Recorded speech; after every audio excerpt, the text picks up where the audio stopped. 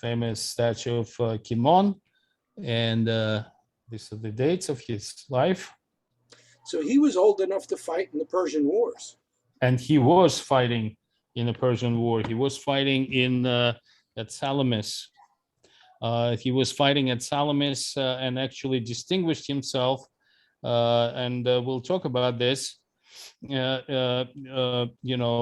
Definitely he didn't fight at the marathon. Even then he was, but it says that he became celebrated military hero after the Battle of Salamis, and was after that elected to the rank of strategoi, which is pretty. So he must have been an officer. I mean, he's a son of Miltiades. Exactly. I mean, yeah, who was commanding in Marathon. Right. So he's like a really important figure here. It's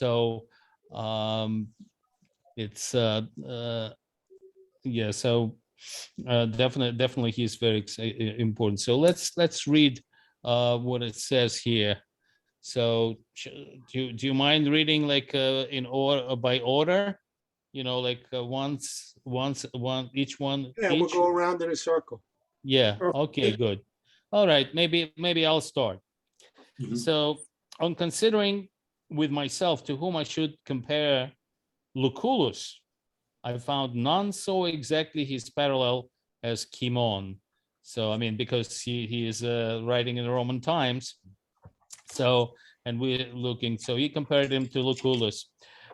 They were both valiant in war and successful against the barbarians, both gentle in political life, and more than any others gave their countrymen a respite from civil troubles at home, while abroad each of them raised trophies and gained famous victories.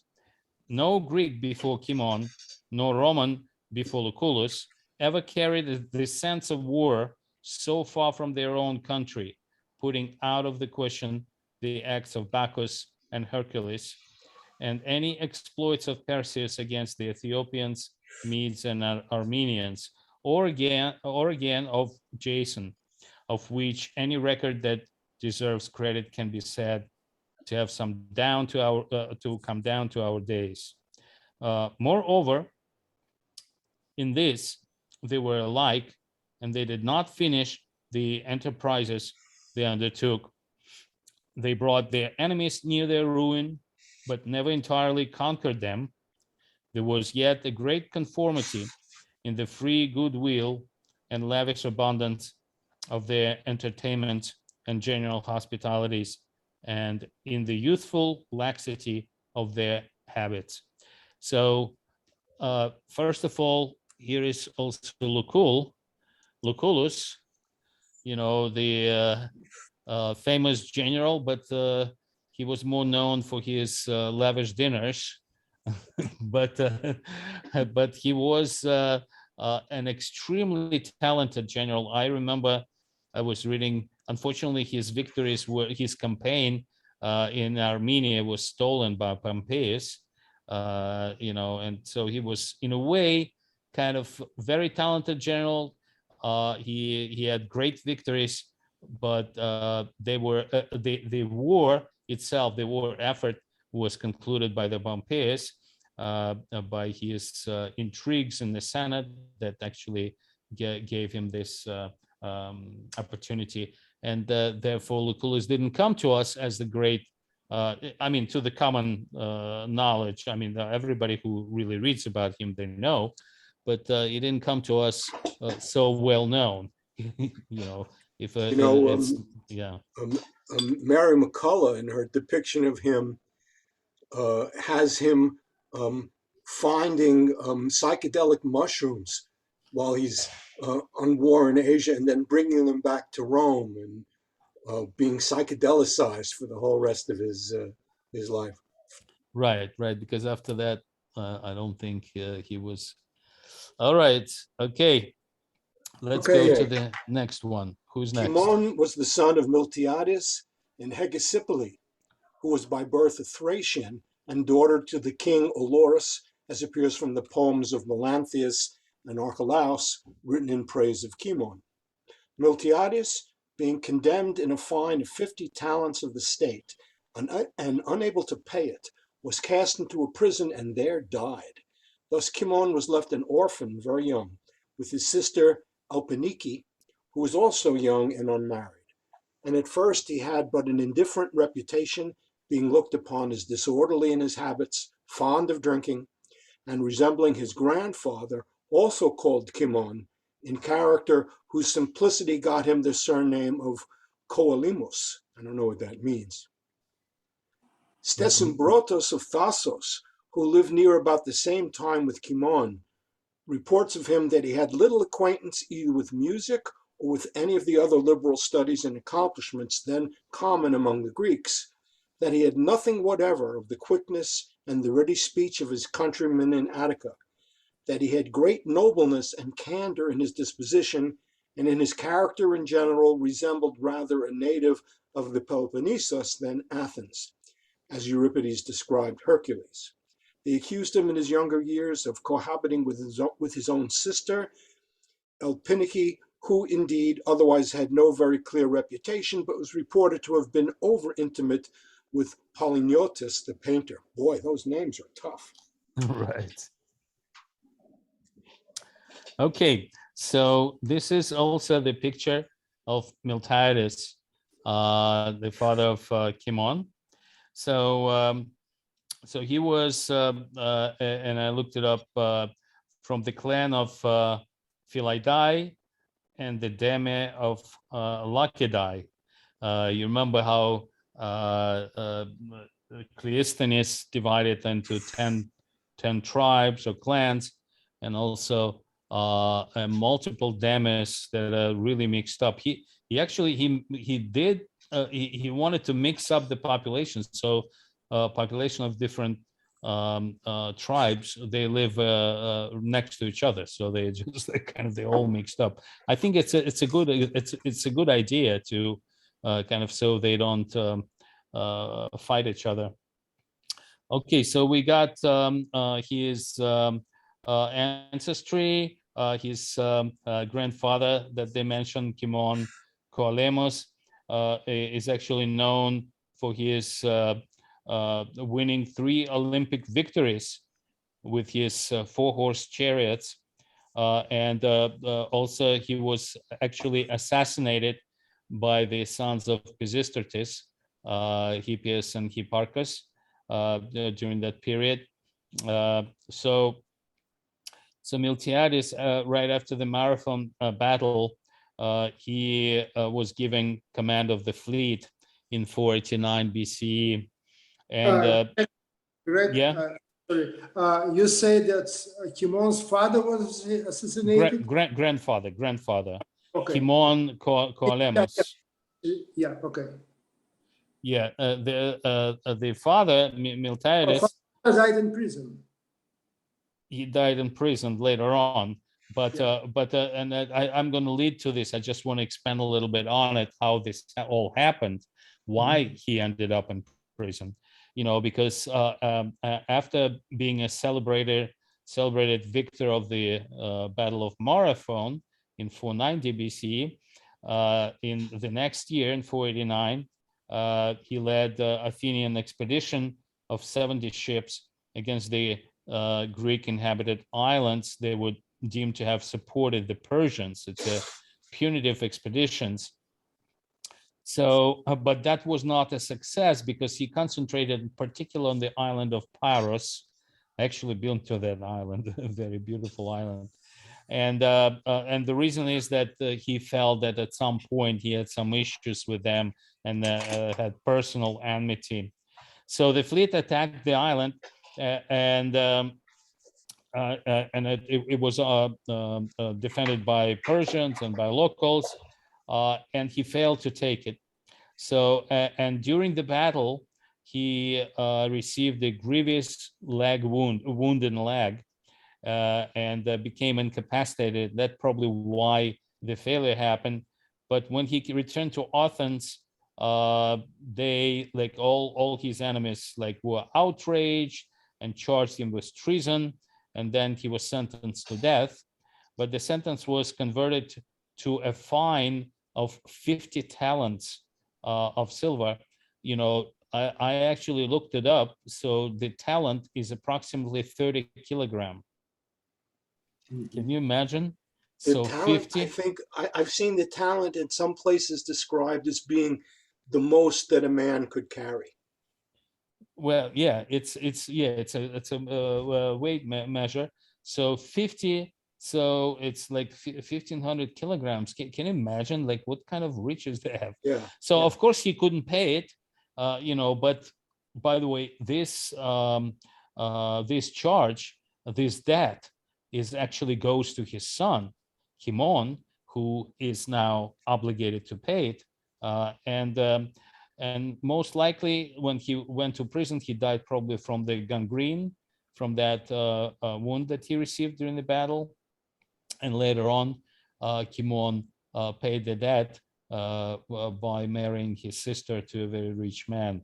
Okay, so this is like an additional story of what happened. Okay. Okay. They accused him in his younger years of cohabitating with his own sister Elpines, who indeed otherwise had no very clear reputation, but was reported to have been over intimate with Polygonus the painter. This paragraph already was read, but anyway.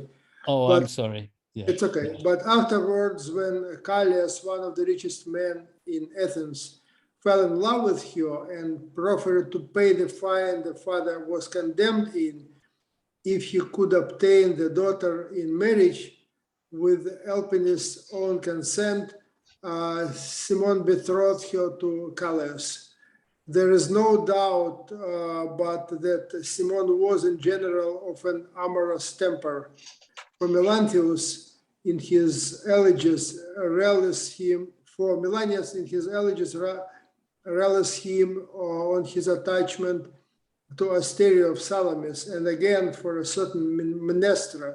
And there can be no doubt on his unusually passionate affection for his lawful wife Isadis, the daughter of Ptolemus, the son of Megacles, nor of his regret even to impatience at her death, if any conclusion may be drawn from these elegies of condolence addressed to him upon his loss of her. Yeah, so I also looked it up that, by the way, the Greek law allowed marriage between brother and sister if they had different mothers. That was kind of like news to me, but it's very interesting. You know, and actually some accounts say that Elpines was at the time married to Cimon, but then divorced.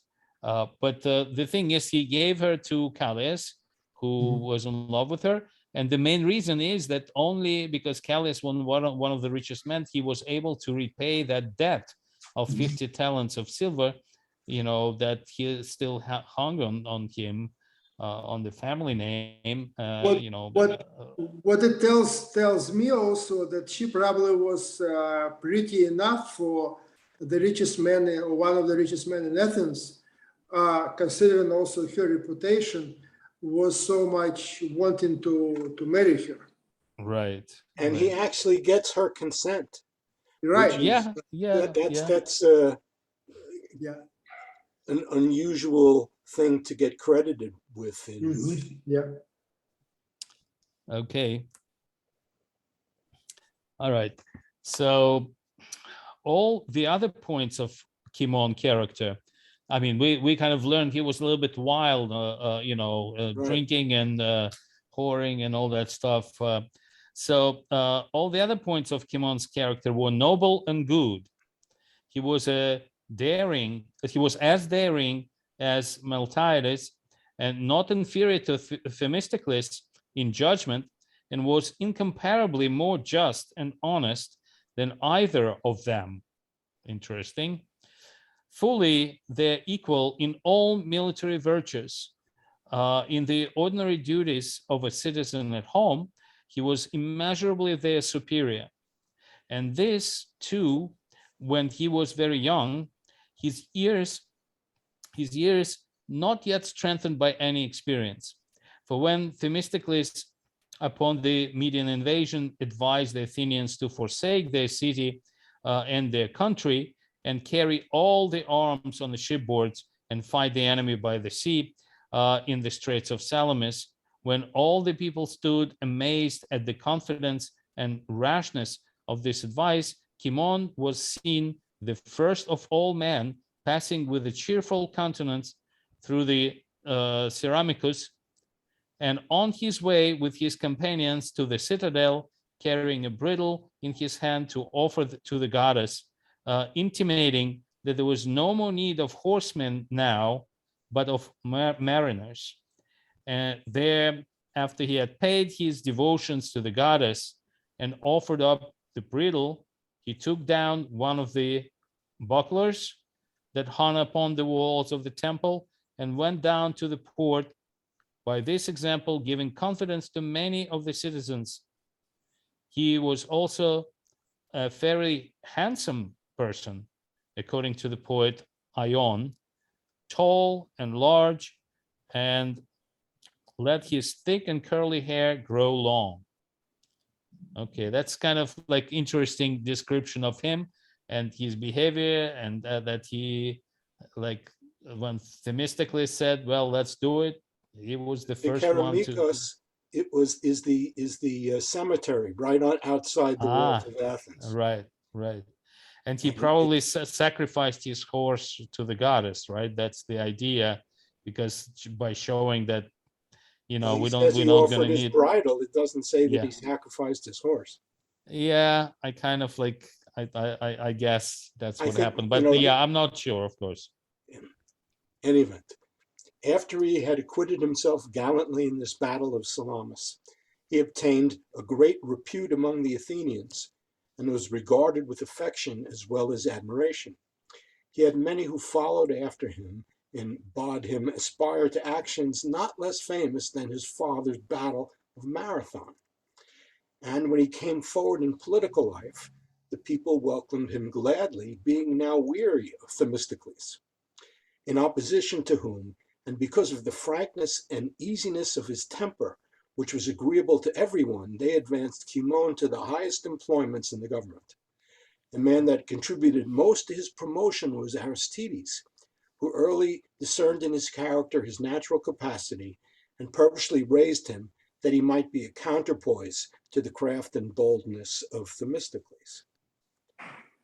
Is this Aristides? There was a guy named Aristides the Good. Is this him? Yes, because Aristides, it was restored after the Battle of Salamis, because he did this service, right? He helped Themistocles to play this thing, because he warned them that the Persian fleet was trying to go to the other side of the strait, right? And it played into Themistocles' hands, because he wanted to convince them to fight, right? All the allies. So he kind of, and also the fact that he was ostracized, but when he saw that the Persians are doing something, he wasn't for Persians. He just went and wanted to warn his fellow citizens. So he was very popular. He became an admiral. He became a great general afterwards, and actually he kind of helped Cimon. So now we know that he did participate in Salamis, as Plutarch saying, and he is also mentioned as being later on a member of embassy sent to Sparta in 479. That's right before the battle with Persians, the land battle. So between 478 and 476, later on, a number of Greek maritime cities around the Aegean Sea did not wish to submit to Persian control again, and offered their alliance to Athens through Aristides at Delos. So that's when they were trying to create a Delian League, and a lot of the city-states on the Aegean offered their allegiance. So, and then that's how they formed the Delian League. And it was agreed that Cimon would be their principal commander. So he became a principal commander of Delian League. That's a huge, huge advancement. Essentially of the Athenian Empire.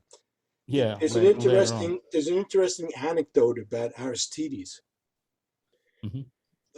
Aristides was ostracized, right? And the story was that on the day of his ostracism, a Greek who was illiterate came up to him and asked and told him that he wanted to blackball Aristides. He didn't know who he was, and Aristides, wrote his name for the man to blackball himself. But this was his great reputation for integrity. Yep. So he wrote his own name. Yeah. So at the Strategoi, Cimon commanded most of the league's operations until 463 BCE. This is quite a long period of time. He was supreme commander. All right, let's go to the next one. So let me just a question. So we're talking now really about the high point of the Athenian Empire, right? Well, I don't think Athenian Empire. No, not yet, because they just we're talking about 478, 476. This is just right after they won the war, and they're now forming Delian League. In a way, it became Athenian Empire, but a little later, it took some. Yeah, this is the birth of Athenian Empire. Originally it was Delian League, and it's just formed, and then eventually, just to recap on that, all the members either had to contribute by ships or by money, and on this money, the Athenians would build the ships and man them as well. And that's how it appears that most of the ships eventually, because a lot of cities prefer to pay money, they build the ship as a whole thing, and also manning that. After a while, most of the ships of the Delian League were really Athenian ships. Okay, so Michael. After the Medes had been driven out of Greece, Cimon was sent. Why is this spelling in English? Do you know? It's just a bad convention. All the C's in English transliteration should be hard, and all the vowels at the end are pronounced. Okay. Cimon was sent out as an admiral when the Athenians had not yet attained their dominion by sea, but still followed Pausanias and Lacedaemonians, and his fellow citizens under his command were highly distinguished, both for the excellence of their discipline and for their extraordinary zeal and readiness. And further, perceiving that Pausanias was carrying on secret communications with the barbarians and writing letters to the king of Persia to betray Greece, and puffed up with authority and success, was treating the allies haughtily and committing many wanton injustices. Cimon, taking disadvantage by acts of kindness to those who were suffering wrong, and by his general humane bearing, robbed him of the command of the Greeks before he was aware, not by arms, but by his mere language and character. The greatest part of the allies, no longer able to endure the harshness and pride of Pausanias, revolted from him to Cimon and Aristides, who accepted the duty and wrote to the efforts of Sparta, desiring them to recall a man who was causing dishonor to Sparta and trouble to Greece. Okay, this is very interesting because we're talking about Pausanias, and Pausanias is the greatest at this point, the greatest Spartan general who was the supreme commander at the battle of Plataea. You know, that's with the final defeat of the Persians. So that's his picture. So in 479 BC, the leader of Hellenic League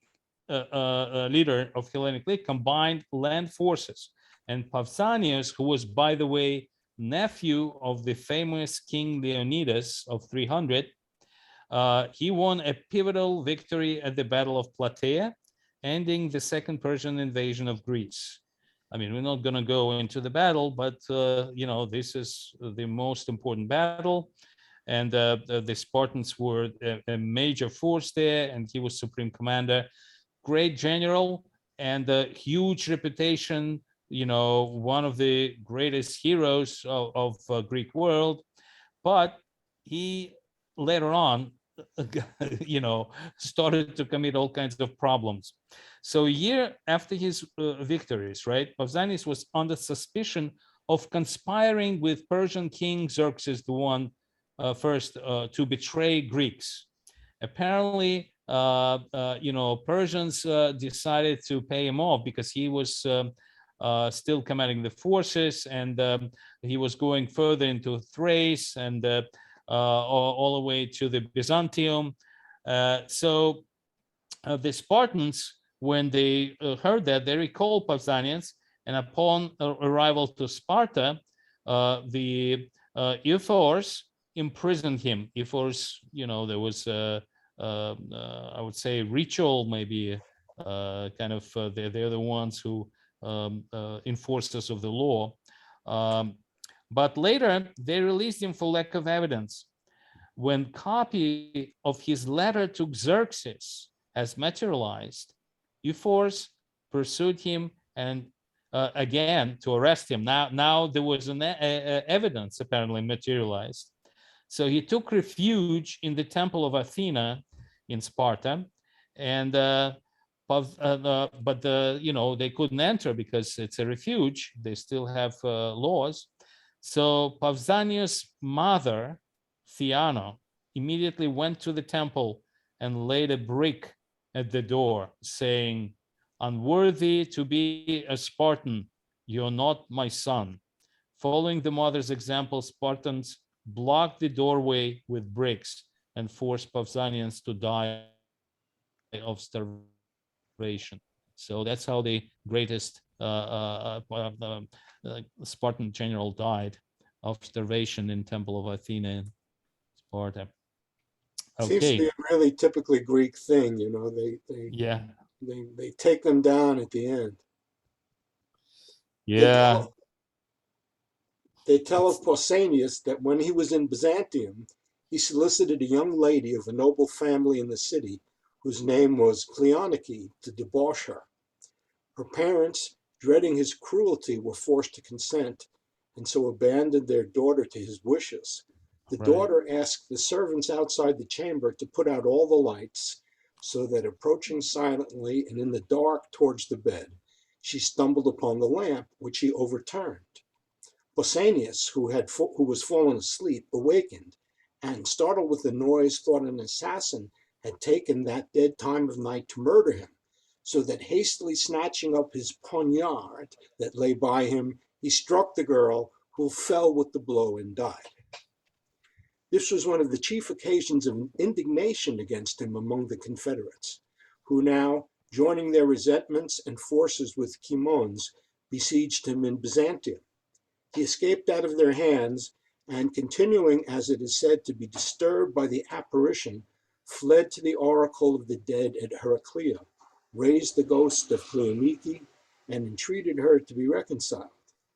Accordingly, she appeared to him and answered that as soon as he came to Sparta, he should speedily be freed from all evils, obscurely foretelling, it would seem, his imminent death.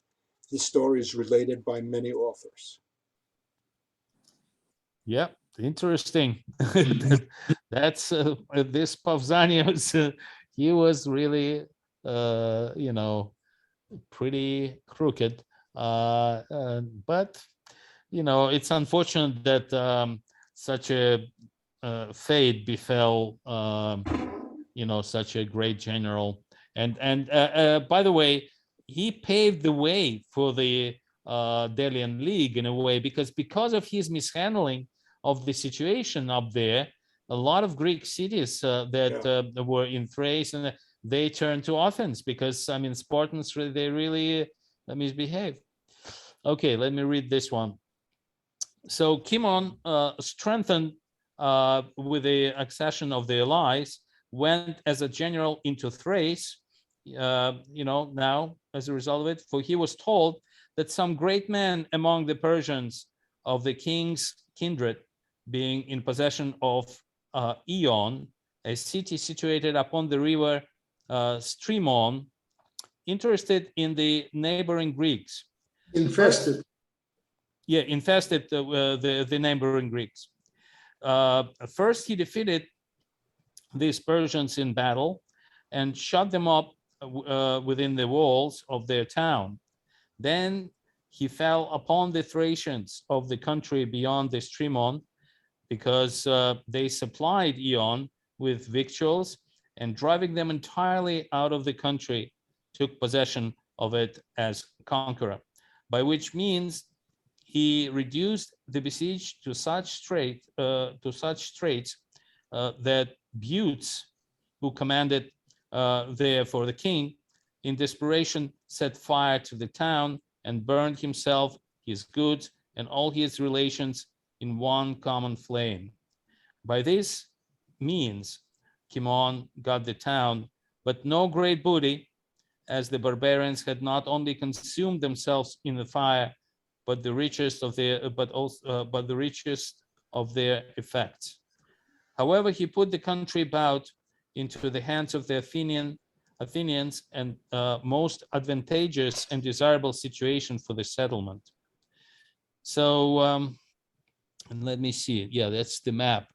So we actually have to see, because I have another map. It's a very interesting, because we're talking about the Thrace, and this is the city Ions, and this is that river, and that's the Strymon is the river. So we know what we're talking about, where we this is also, as you could see, the Athenian Empire, the Delian League. This is this whole period, and you could see, I find this like really great map. So you see all the blue is the Delian League, and including the Attica, which is Athens, and then we have Spartans and allies, and also there are some other states that kind of don't belong to either of them. So it's very interesting to see all the important cities here. This is the Halcides, and this is the island of Thassos, Amphipolis, very, very, very interesting thing. Then also the island of Skyros, that's we're going to talk about this because this is going to be his next campaign, very interesting. And of course, this is the Paros that Miltiades tried to attack, so, and this is the Delos right here. This is small one, very small island here.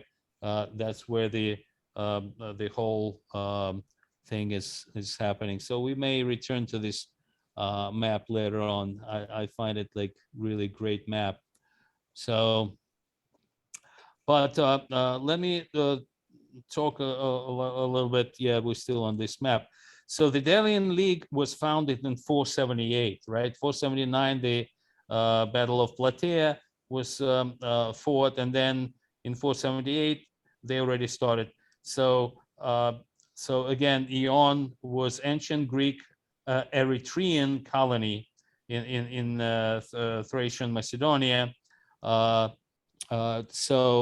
Eritrea, this is the city in Euboea, right? Yes. Am I correct? So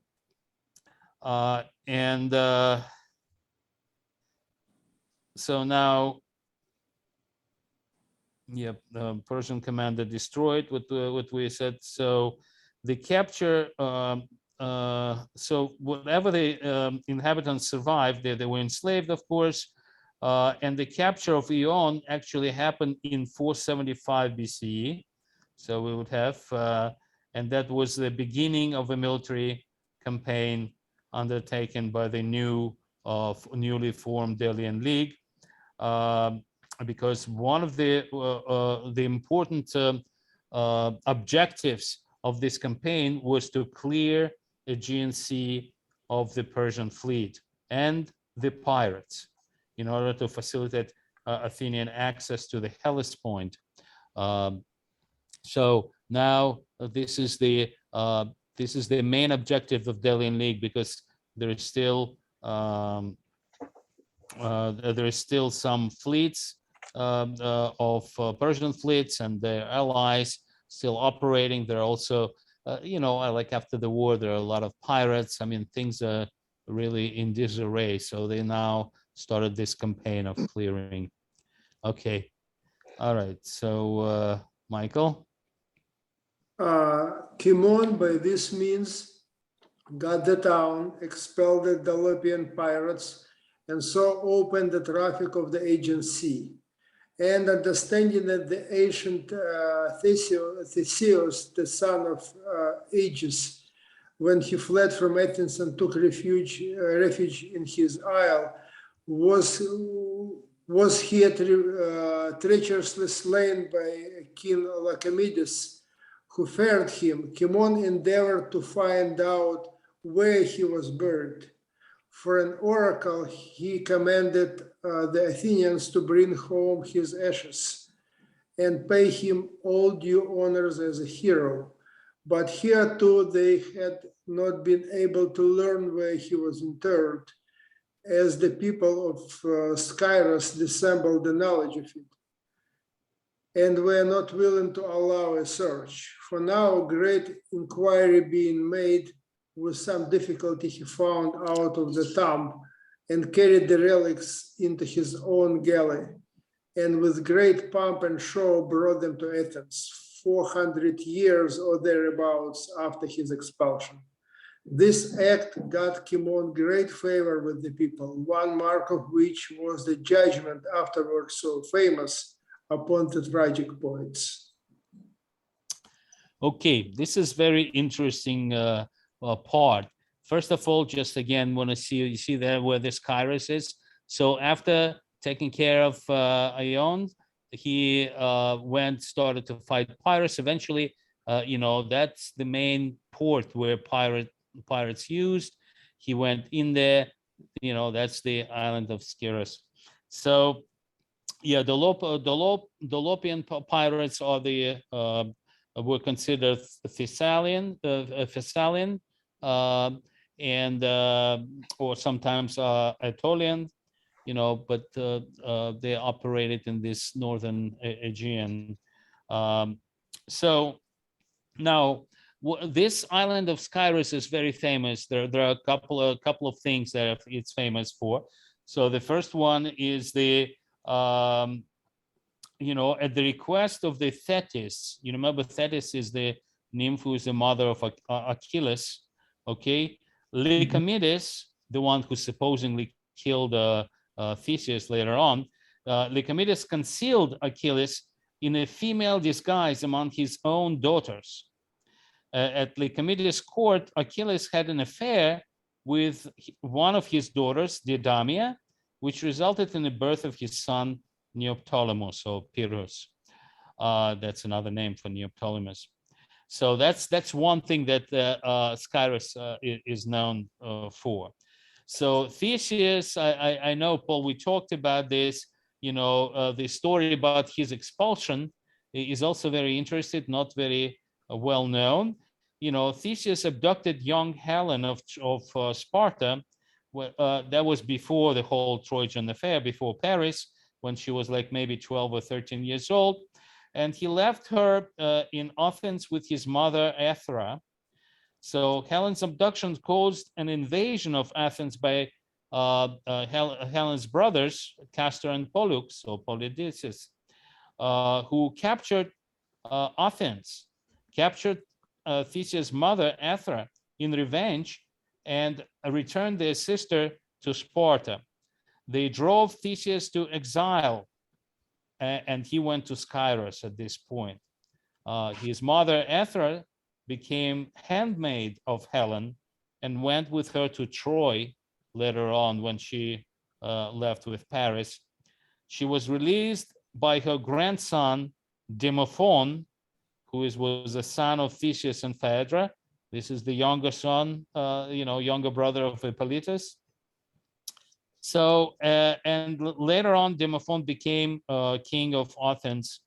And he was also known as one of the warriors hidden in the Trojan force. So during the Trojan War, king of Athens was Menestheus, installed by Dioscuri, the Castor and Pollux. After they expelled Theseus, they installed Menestheus. But after he died, the son of Theseus and Phaedra, Demophon, became a king of Athens and continued their line. So that's kind of like an interesting piece of information. And obviously, when Theseus was expelled from Athens, he went to this island hiding, but Lycomedes was warned by the oracle that he represents danger, and he killed him. So I can imagine that Theseus, son of Aegeus, legendary king, Aegean Sea is called by the name of his father, Aegeus. He represents a lot, and I just wonder how realistic. But yeah, he found his ashes. That probably brought him a lot of recognition, because he fulfilled the oracle command. He found it and he brought it to Athens. It's quite an interesting thing. I probably meant a lot for Athenians, and brought a lot of glory. Just that act, not only by conquest, but just that act brought a lot of glory to Cimon. Okay. All right.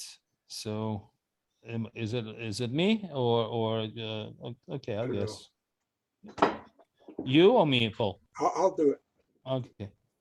Ephorus says that the admiral of the Persian fleet was Thrastes, and the general of the land army, Pherendatis.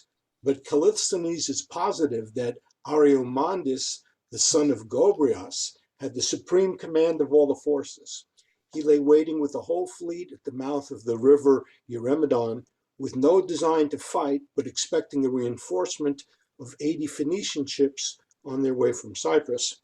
Cimon, aware of this, put out to sea, resolving if they would not fight a battle willingly, to force them to it. The barbarians, seeing this, retired within the mouth of the river to avoid being attacked.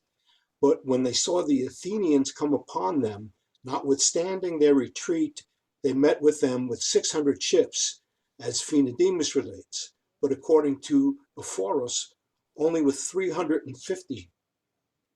However, they did nothing worthy such mighty forces, but immediately turned the prows of their galleys towards the shore, where those that came first threw themselves upon the land, and fled to their army drawn up thereabout, while the rest perished with their vessel or were taken. By this one may guess at their number, for though a great many escaped out of the flight, and a great many others were sunk, yet 200 galleys were taken by the Athenians. Okay, I'm gonna. I wonder how many galleys Athenians had.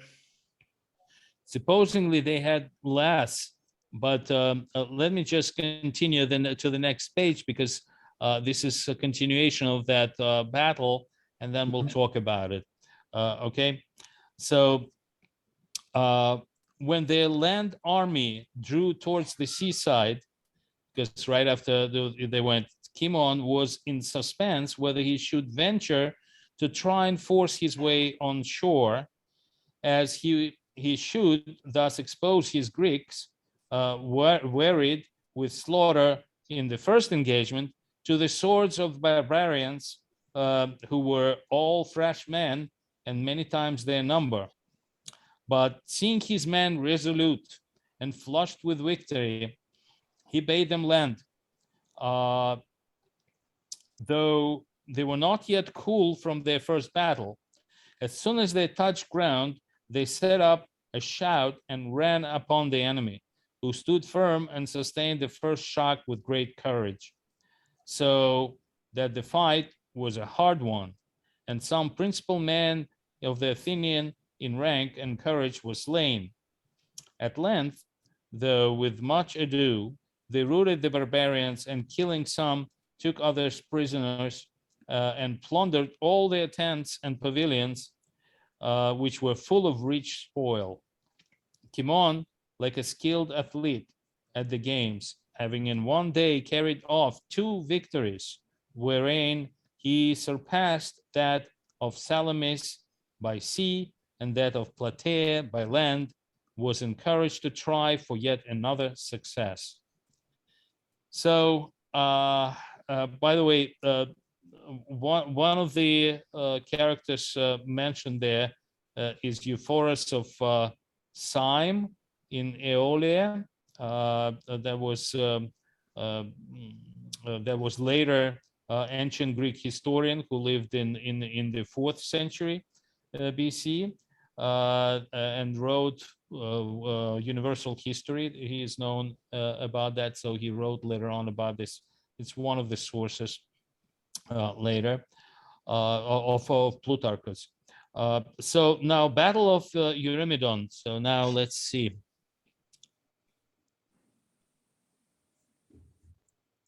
I mean, I think it's a little bit, grandiose to say that this was better than Salamis and the other was more important than Plataea. It's a little hyperbole there. Probably, who knows? But he did manage to have 2 victories in one day. So this is interesting map. It basically shows you all the major victories. You see, this is the Ion, this is the Skyros, and this is the Uramidon. It's right here. It's in Pamphylia, and this battle in 466. You remember, Ion is 475, because also the Thasos was part of that campaign. This is Ion, and then Thasos, and then he went to Skyros in 475. There were a few more battles that we don't discuss here, but eventually the major one was at the mouth of the river Uramidon. It goes from here, well, it falls into the Aegean here. This is the Pamphylia. So this kind of like interesting, interesting map shows all of this. Yeah, I mean, clearly, the Salamis and Plataea, they Greeks were, close to annihilation. Right. So it was a really survival. This is not, as important in that respect. However, it's major battles, and yeah, I think he exaggerates a bit here, but it's definitely a major achievement. So now he's really quite a dude. Yeah. So is this also his thing that's on this map, this Egyptian campaign? Is that also Cimon? Yeah, I think so. I wow. think so. It's yeah. Okay. Well, no, actually, I'm thinking no. No, that's not. I apologize. that's not him. I think he was already ostracized in 460. I think that's exactly what happened. No, it's not him. So okay, so now what they say, Athenian general Cimon took to 200 triumphs. I think there were 200. He had 200 and he fought 350. His opposition, according to some sources. So they're saying that Uramidon was a very highly significant victory for the Delian League. Probably ended once and for all the threat of another Persian invasion of Greece. So in that sense, it was a strategic, because they now not only that they cleared the whole Aegean of the pirates and Persian fleet, now they went even a little further and they practically cleared the whole Mediterranean from the Persian fleet. So and that basically at this point precluded any kind of further invasion by Persians into the mainland of Greece. So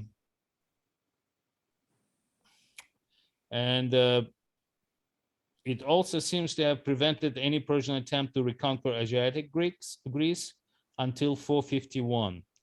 You know, meaning Ionia. Yeah. Apparently later on there was a revival.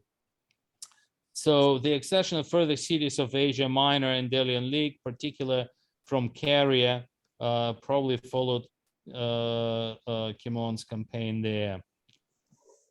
You know, Caria is right here, you know, right below Ionia. All right.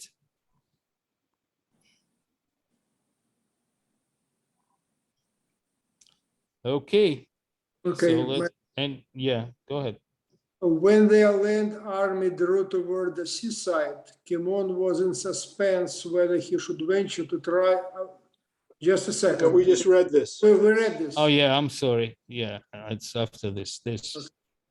When the Persians, who had made themselves masters of the Chersonese, so far from quitting it, called in the people of the interior to Thrace to help them against Cimon, whom they despised for the smallness of his forces, he set upon them with only 4 galleys and took 13 of theirs, and having driven out the Persians and subdued the Thracians, he made the whole Chersonese the property of Athens.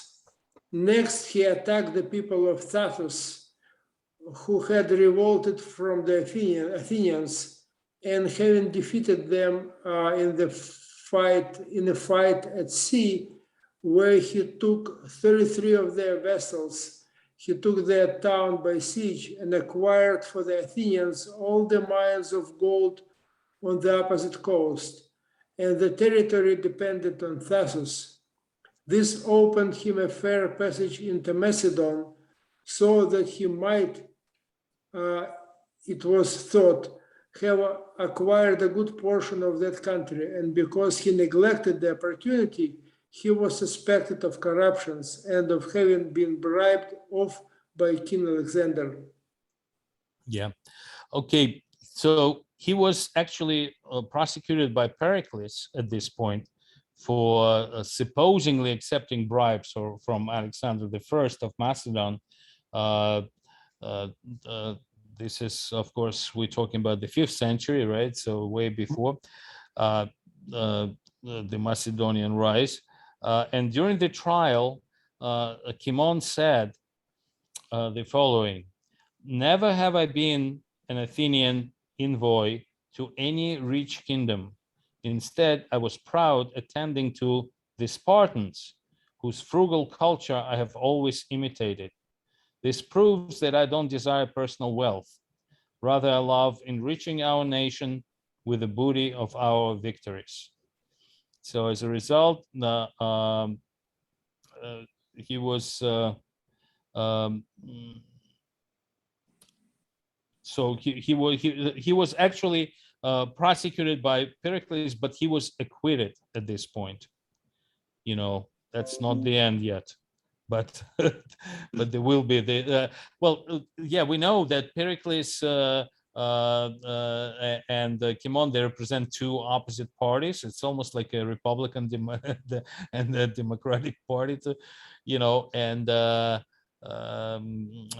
obviously the I know Cimon was actually supporting Areopagus, and Ephialtes at this point, who was assassinated for it, took away a lot of powers of Areopagus and then gave it to Boulay and Ecclesia, but mostly Boulay. It's a Council of 500. All right, so now let's go to the next one. Okay, whose turn is it? Mine? Yours. Okay. In his public life, after this, he continued whilst at home to control and restrain the common people, who would have trampled upon the nobility and drawn all the powers and sovereignty to themselves. But when he afterwards was sent out to war, the multitude broke loose, as it were, and overthrew all the ancient laws and customs they had hitherto observed, and chiefly at the instigation of Ephialtes, withdrew the cognizance of almost all causes from the Areopagus, so that all jurisdiction now being transferred to them, and government was reduced to a perfect democracy, and this by the help of Pericles, who was already powerful and had pronounced in favor of the common people. Cimon, when he returned, seeing the authority of this great council so upset, was exceedingly troubled and endeavored to remedy these disorders by bringing the courts of law to their former state and restoring the old aristocracy of the times of Cleisthenes. The other declaimed against with all the vehemence possible, and began to revive those stories concerning him and his sister, and cried out against him as the partisan of the Lacedaemonians. Yeah. So, I mean, he was considered to be a lover of Spartans, as he declared himself, and of course, that's what he was accused of. They brought again this story about his relationship with his sister, but we know. Doesn't it sound so much like modern politics? Yes, Yeah. yeah, very much. We didn't go too far. Yeah, so Cimon, he led the aristocratic party against Pericles and opposed the democratic revolution of Ephialtes, seeking to restrain aristocratic party control over Athenian institutions. So Ephialtes wanted to, and Cimon, supporting aristocratic party, wanted to keep the way it's conservative, obviously, and Areopagus was only for council of elites, so he definitely wanted to, and as it says here, he wanted to stay as Cleisthenes originally proposed, but now, whatever how many years passed, almost 50 years passed, and Ephialtes and Pericles are seeking to expand democracy and give more powers to Boulay, the Council of 500, that are representative of all the tribes, unequal, and had nothing to do with elite. So now that's what it's, but because he was supporting Spartans, it is known that he often been called, Cimon was often called Laconist. That was his nickname, Cimon the Laconist. Laconia, right? Where the Sparta is, because he was lover of Spartans.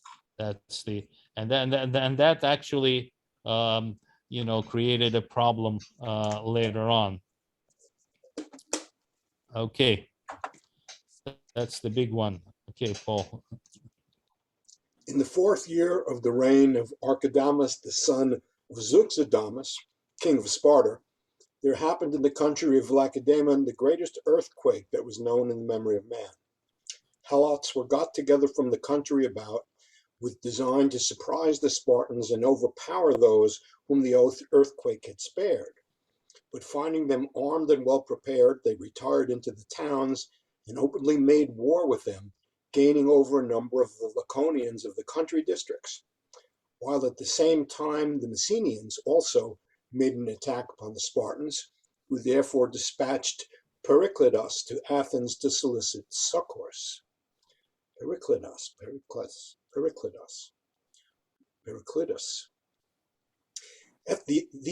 This Ephialtes opposed, protesting that they ought not to raise up or assist a city that was a rival to Athens, but that being down, it were best to keep her so, and let the pride and arrogance of Sparta be trodden under. But Cimon, as Critias says, preferred the safety of Lacedaemon to the aggrandizement of his own country, so persuaded the people that he soon marched out with a large army to their relief. Lacedaemonian sent a second time to desire succors of the Athenians against the Messenians and the Helots, who had seized upon Ithome. But when they came back, fearing their boldness and gallantry of all that came to their assistance, they sent them only back, alleging they were designing innovations. The Athenians returned home enraged at this usage and vented their anger upon all those who were favorers of the Lacedaemonians. And seizing some slight occasion, they banished Cimon for 10 years, which is a time prescribed to those that are banished by ostracism. In the meantime, the Lacedaemonians, on their return after freeing Delphi from the Phocians, encamped their army at Tanagra, whither the Athenians presently marched with design to fight them. Okay, so this is really the beginning of the First Peloponnesian War, because to summarize all this, the Spartans asked for help because of the huge Helot uprising that happened as a result of the earthquake, and the Athenians sent a contingent, but the Spartans didn't trust them, and they basically turned them away and said, okay, no, thank you, no, we don't need your help, we can do it ourselves. And that was a huge insult. But before they went, there was a huge argument whether to send the help to Spartans, and certainly Cimon was for it, and he led that force. And while Pericles and Ephialtes argued against it, but he won the argument and he led the force, and then they're so kind of embarrassed and insulted, they came back,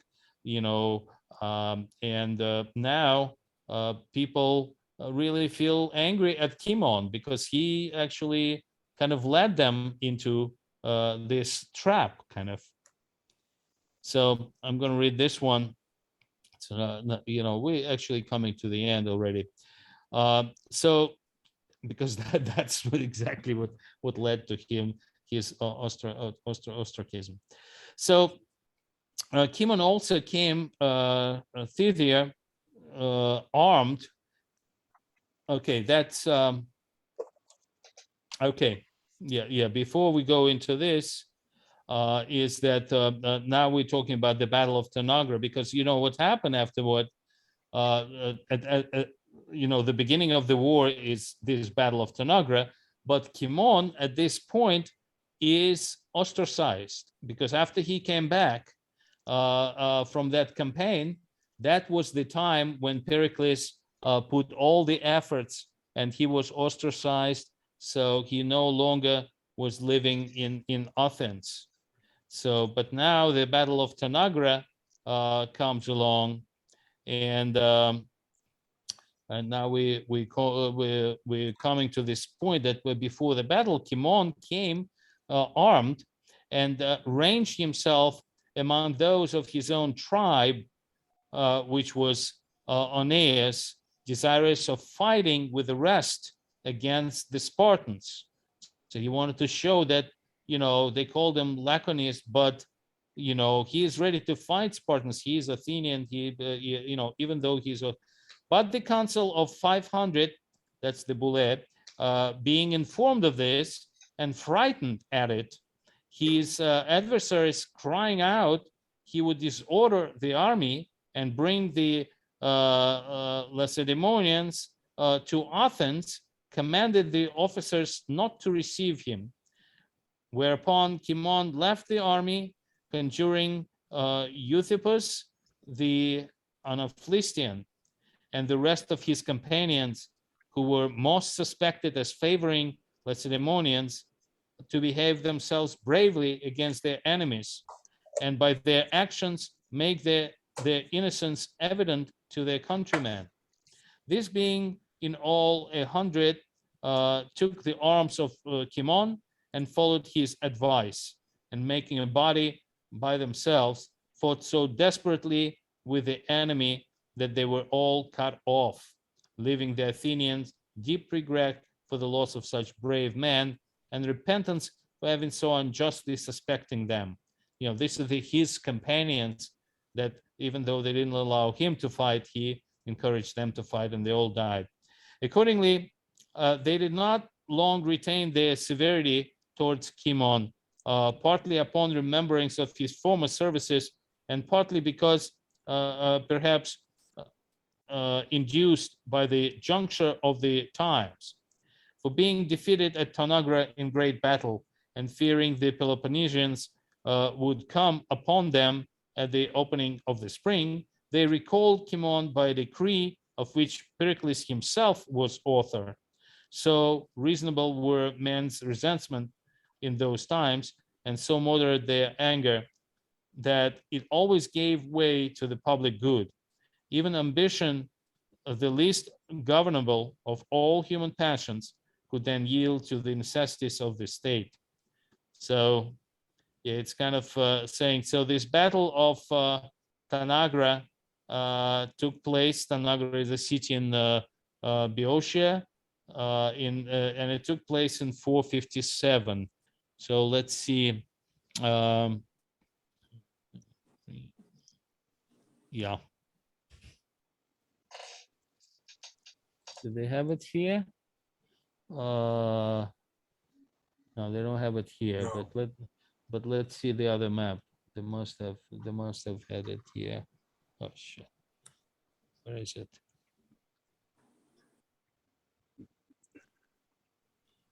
It should be somewhere. No, they don't show it. But this is in Boeotia. I know it's so it should be somewhere in this area. Because it's close to Athens. It's like was threatening. All right.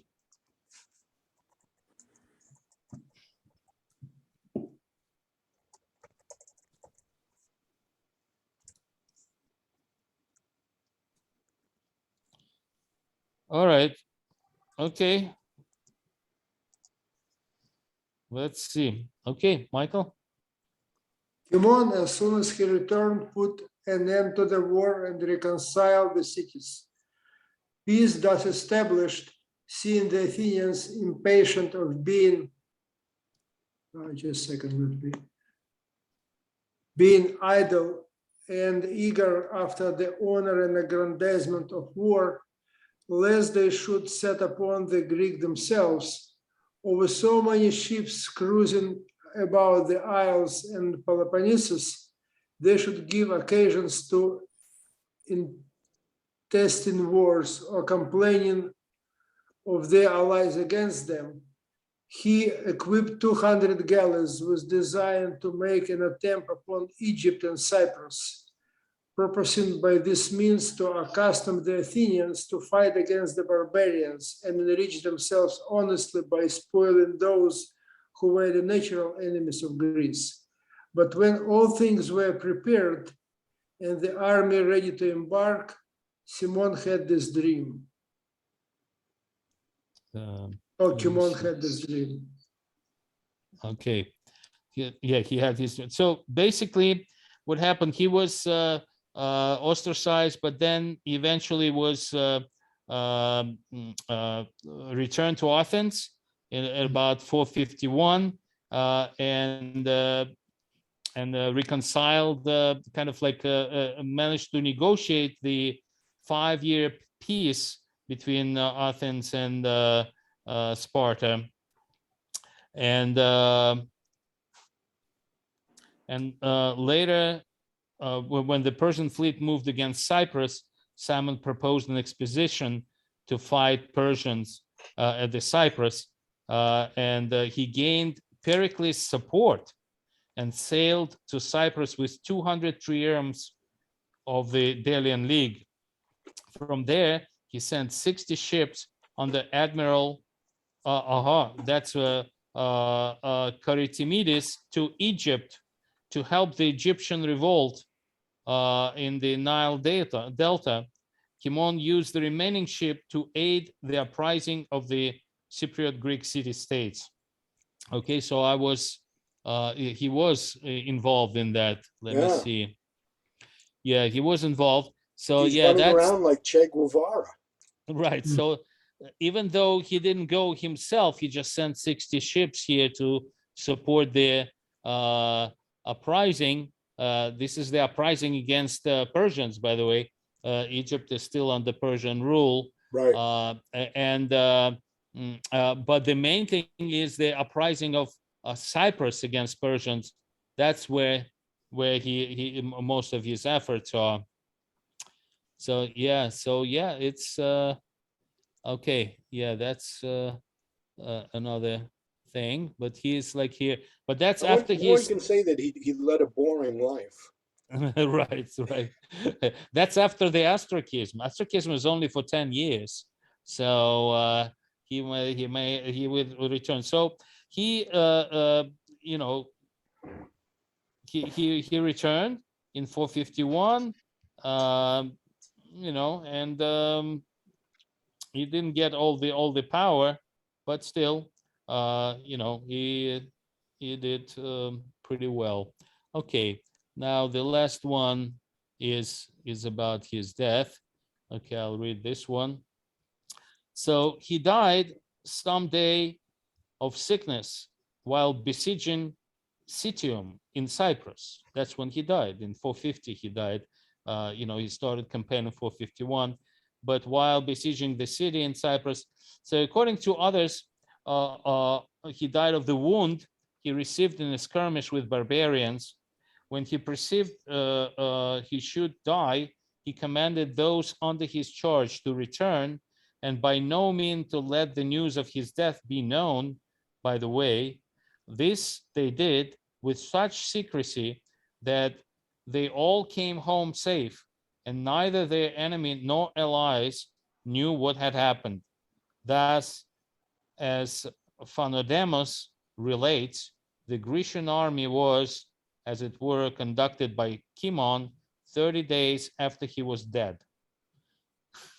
That's interesting, right? So he died from his wounds, but but his name meant a lot, so they kept his death, as a secret, and for 30 days he was still commanding. So it's Citium, southwest coast of Cyprus. Okay, and he died during this or soon after, and his death. Okay, and as a result, the army, by the way, won an important victory of the Persians under his command at Salamis in Cyprus, and he was later buried in Athens, where this monument was erected in his memory, the monument that we saw first. But I want to see, yeah, you see, this is the, they don't show Citium, but this is the Salamis. This is supposedly where he died during this battle. Probably he was already dead, but they won that battle at Salamis. Okay. This is Well, it. I mean, the obvious thing to comment is that he's got no bad qualities. You know, he's perfect. Yeah, looks like. Let me see where, let me stop recording. And I don't think we need, we don't need a recording anymore, right? We went through I the think whole thing. it's plenty. Yeah, stop recording. Okay.